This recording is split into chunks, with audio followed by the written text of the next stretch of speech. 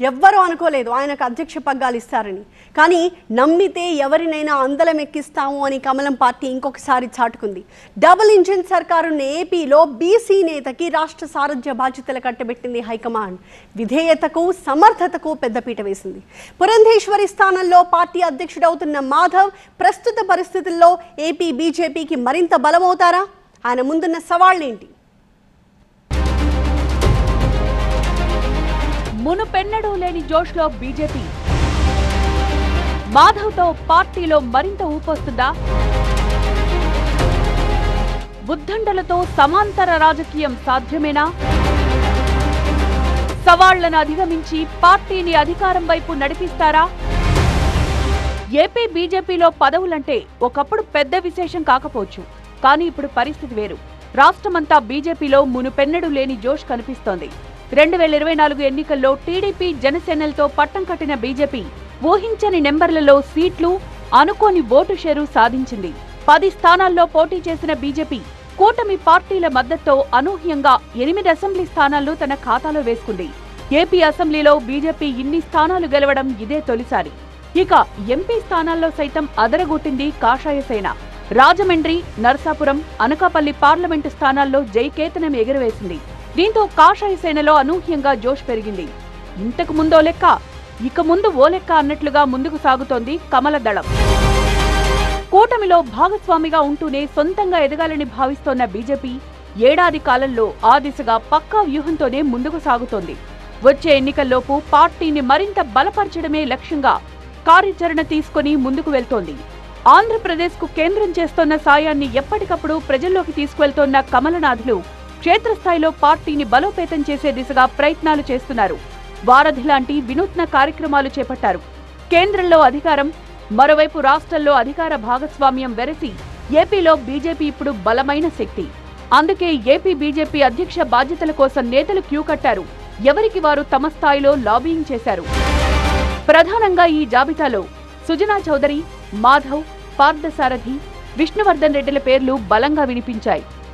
అయినా సరే అవన్నీ జాంతానై అన్నట్టుగా నిర్ణయం తీసుకున్న హైకమాండ్ మాధవ్ వైపు మొగ్గు చూపింది.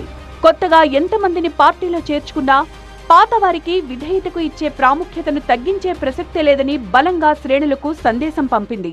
మన ఆంధ్రప్రదేశ్ భారతీయ జనతా పార్టీ అధ్యక్షుడిగా ఒకటే నామినేషన్ వేయడం జరిగింది. అది సింగిల్గా మన పివి మాధవ్ గారి నామినేషన్ వేయడం జరిగింది. అవన్నీ స్క్రూటీ చేసిన తర్వాత రేపు అనౌన్స్మెంట్ ఉంటుంది. మోస్ట్లీ ఏకగ్రీవంగా మాధవ్ గారే ఎన్నిక అయ్యే అవకాశం ఉంది. కాబట్టి ప్రస్తుతం ఏపీలో పార్టీకి మంచి జోష్ ఉంది. దీన్ని కొనసాగించాలంటే, కార్యకర్తల్లో నైరాశ్యం కలగద్దంటే బలమైన హార్డ్ కోర్ నాయకుడికే ఛాన్స్ ఇవ్వాలని హైకమాండ్ భావించినట్టు తెలుస్తోంది. ఆర్ఎస్ఎస్ నాయకత్వం కూడా అదే ఆలోచించి మాధవ్ ఎంపికకు గ్రీన్ సిగ్నల్ ఇచ్చినట్లు తెలుస్తోంది. ఏళ్లుగా పార్టీ కోసం పనిచేస్తోన్న మాధవ్ ఎంపీ టికెట్ ఆశించి భంగపడినప్పటికీ హైకమాండ్ నిర్ణయానికే కట్టుబడి ఉన్నారు. తన విధేయతను చూపి కూటమి విజయం కోసం పనిచేశారు. అంతేకాదు, పురంధేశ్వరి తరహాలోనే ఆయనకు కూటమి నాయకులతో మంచి సంబంధాలే ఉన్నాయి. దీంతో కూటమిని సమన్వయం చేసుకుని వెళ్లేందుకు మాధవే సరైన నాయకుడని బీజేపీ అధిష్టానం భావించినట్టు తెలుస్తోంది. ఈ నిర్ణయం కూడా ఈవేళ రాష్ట్రంలో ఉన్నటువంటి రాజకీయ పరిస్థితులకు అనుగుణంగా తీసుకున్నటువంటి నిర్ణయం. కార్యకర్తలందరూ కూడా ఆనందాన్ని వ్యక్తం చేసేటువంటి నిర్ణయం. రాజకీయ పరిస్థితులకి అనుగుణమైనటువంటి సమీకరణ, కార్యకర్తల ఆనందాన్ని వ్యక్తం చేసే సమీకరణ. హైకమాండ్ అవకాశం ఇచ్చింది సరే, దాన్ని నిలబెట్టుకోవడమే మాధవ్ ముందున్న పెద్ద సవాల్. తెలంగాణతో పోల్చితే ఏపీలో బీజేపీకి సంస్థాగత నిర్మాణం లేదు. ప్రస్తుతం కూటమి భాగస్వామిగా జోష్ కనిపిస్తున్న పార్టీ సొంతంగా బలపడాల్సింది. ఇప్పుడు ఆ విషయంలో ముందుకు వెళ్లడం మాధవ్కు కత్తి మీద సాము లాంటిదే. అంతేకాదు, ఇటు కూటమిలో ఉద్దండ నాయకుడు టీడీపీ అధినేత చంద్రబాబు, పవర్ఫుల్ లీడర్ జనసేన అధినేత పవన్ కళ్యాణ్ ఉన్నారు. అటు బలమైన ప్రత్యర్థిగా వైసీపీ అధినేత జగన్మోహన్ రెడ్డి ఉన్నారు.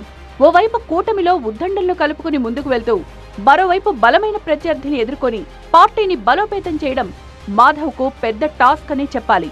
కూటమిని సమన్వయం చేసుకుంటూనే పార్టీని సొంతంగా బలోపేతం చేసుకోవాలనుకుంటున్న బీజేపీ హైకమాండ్ ఆలోచనను మాధవ్ ఎలా ముందుకు తీసుకువెళ్తారన్నదే ఇప్పుడు సస్పెన్స్. ఏపీ బీజేపీలోనూ సీనియర్లకు ఉద్దండ పిండాలకు తక్కువేం కాదు. సోము వీర్రాజు, పురంధేశ్వరి, కిరణ్ కుమార్ రెడ్డి వంటి పెద్ద పెద్ద నేతలున్నారు. అలాంటి వారిని సమన్వయం చేసుకుంటూ మాధవ్ ముందుకు వెళ్లగలరా అనేది కాషాయ శ్రేణుల్లో వినిపిస్తున్న కీలక ప్రశ్న. బీజేపీ రాష్ట్ర అధ్యక్ష పదవిపై ఇప్పటికే చాలా మంది నాయకులు ఆశలు పెట్టుకున్నారు. అయితే అన్ని కోణాల్లో ఆలోచించి చర్చోపచర్చల తర్వాత ఆది వెలమ వర్గానికి చెందిన పీవీఎన్ మాధవ్కు అవకాశం ఇచ్చింది హైకమాండ్. మరి ఆశాభంగమైన ఆశావాహులు మాధవ్ వెంట నడుస్తారా? వాళ్లందరినీ కలుపుకెళ్లడం ఆయనకు సాధ్యమేనా అన్నది కూడా చర్చనీయాంశమవుతోంది. ఏపీలో టార్గెట్ 2029గా పనిచేస్తోన్న బీజేపీకి ఈ అధ్యక్ష ఎన్నిక చాలా కీలకం. దీంతో చాలా మంది సీనియర్లు, ఉద్దండుల పేర్లు తెరమీదకొచ్చాయి. అయితే అనూహ్యంగా పెద్దగా అంచనాలు పెట్టుకుని మాధవ్ను ఎంపిక చేయడం ద్వారా విధేయతకు, నిబద్ధతకే పట్టం కడతామని హైకమాండ్ స్పష్టం చేసినట్లయింది. అంతేకాదు, క్యాస్ట్ యాంగిల్లోనూ ఆలోచించిన అధిష్టానం ఆది వెలమ వర్గానికి చెందిన మాధవ్కు పట్టం కట్టడం ఆసక్తి రేపుతోంది. ఏదేమైనా క్రమశిక్షణకు మారుపేరుగా నిలిచే బీజేపీలో అన్ని జిల్లాల అధ్యక్షులు, 8 మంది శాసనసభ్యులు, 5 ఎంపీలు, 1 శాసన మండలి సభ్యుడు ఏకగ్రీవంగా మాధవ్కు జైకొట్టినట్టు తెలుస్తోంది. మరి మున్ముందు మాధవ్కు ఇదే తరహాలో సహకారం అందిస్తారో లేదో చూడాలి.